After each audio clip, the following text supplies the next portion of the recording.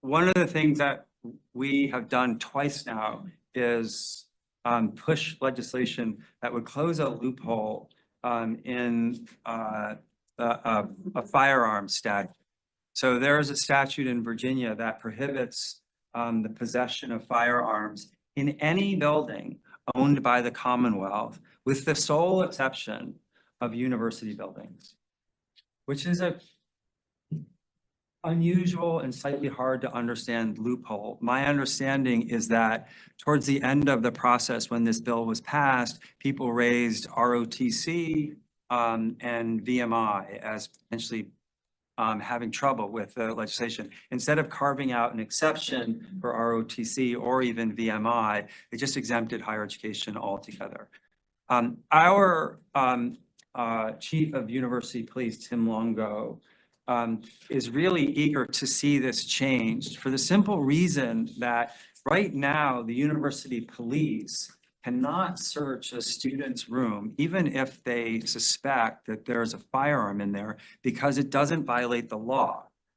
It violates university policy, but the people who can investigate violations of university policy are student affairs people. That's not a great situation. I mean, regardless of what you feel about firearms, having student affairs people be the ones who have to follow up on whether someone might have a gun in their dorm room I don't think is an ideal situation. So we have been pushing to close that loophole so that the possession of firearms in a university building, just like the possession of firearms in the General Assembly building or in the executive building, would also be unlawful. The first year it didn't make it out of the General Assembly. Last year it did, but it was vetoed.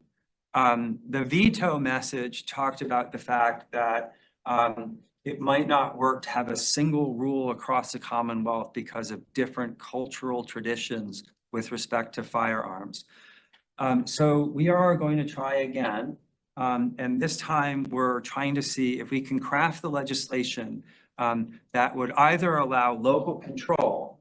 So this would be a law that localities, in this case, universities, could opt into. So if there are some institutions that think this doesn't fit with our culture, they could act that way, or a law that applies everywhere, but you could apply for a waiver so that there is some flexibility. I don't know whether any university would decide to opt out, given that every college and university in Virginia has a policy prohibiting firearms already. So it's not like if their culture is everyone should have a firearm or it's fine to have firearms in universities, that's not evident from the policies across Virginia, which again are uniform. We'll keep going as long as I'm president. And who knows how long it will take. But this one doesn't seem hard to me.